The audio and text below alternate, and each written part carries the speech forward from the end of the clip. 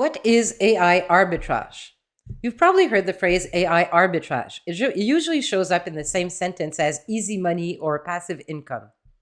The promise sounds simple: use AI to create something quickly and cheaply, sell it at normal market rates, then keep the spread.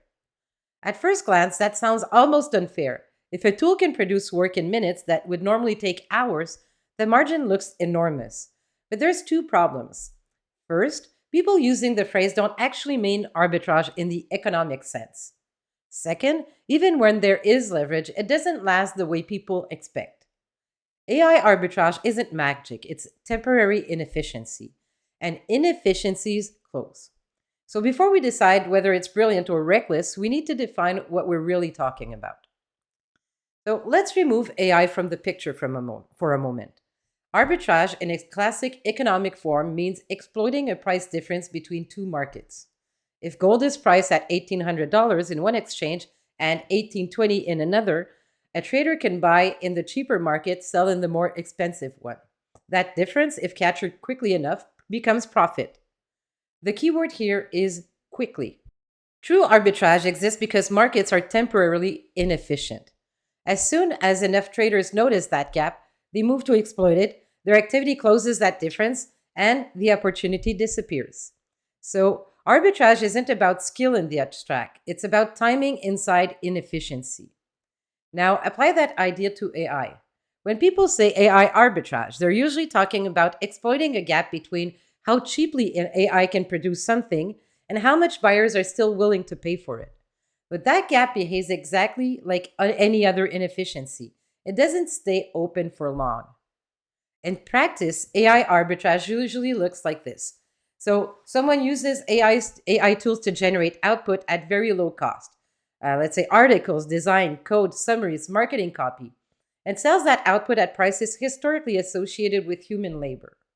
The difference between near zero production cost and traditional pricing feels like pure margin. Let's say you used AI to draft a blog content. What used to take 4 hours now takes 15 minutes. So if the market still pays on old assumptions about labor time, you appear to have created leverage. But notice what's really happening. You're compressing production cost. You're not creating scarcity. That distinction is critical. The moment everyone has access to the same production compression, supply increases. When supply increases, price adjusts, they become lower. That's not a moral statement, it's just basic economics. AI doesn't eliminate competition, it accelerates it. So AI makes certain types of output dramatically easier to produce.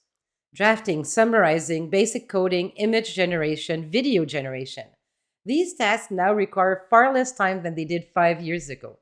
When effort drops, massive margin looks attractive. But there's a hidden assumption that buyers can't tell the difference. That assumption works briefly when the market is still adjusting, but the moment low effort production becomes common, two things happen. First, volume increases, there's more content, more products, more people getting in on it. Second, buyers recalibrate their expectations. They begin to recognize generic patterns. They become skeptical of uniformity.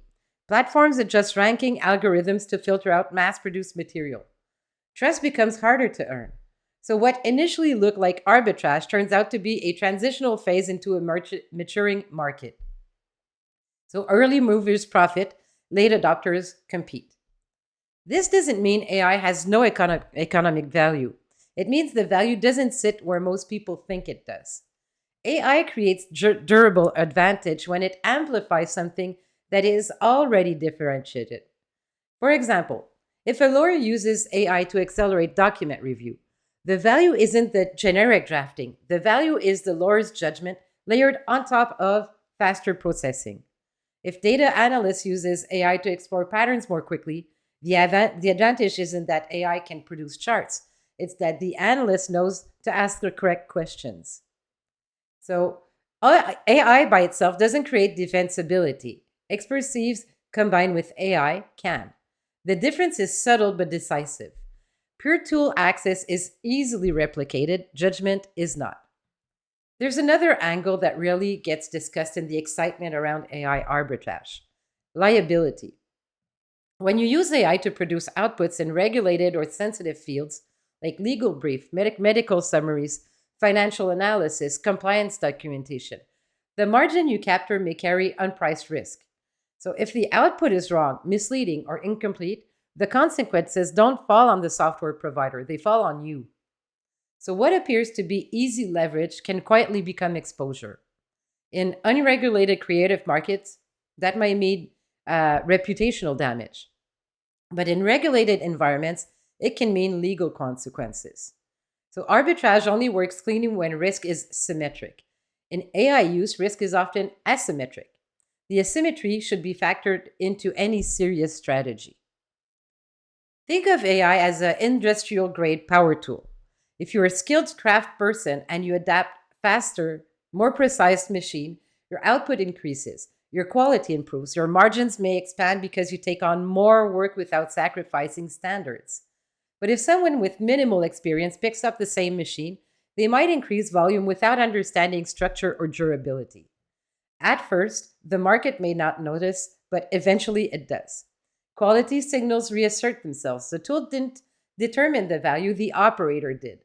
So AI works the same way. It accelerates production, but it doesn't automatically elevate value. So, back to our question, what is AI arbitrage?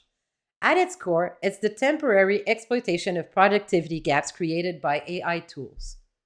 It works when the market hasn't yet adjusted. It weakens when everyone has equal access. It collapses when differentiation is absent. So AI reduces friction. It lowers production costs and increases output speed. But speed alone is not defensibility.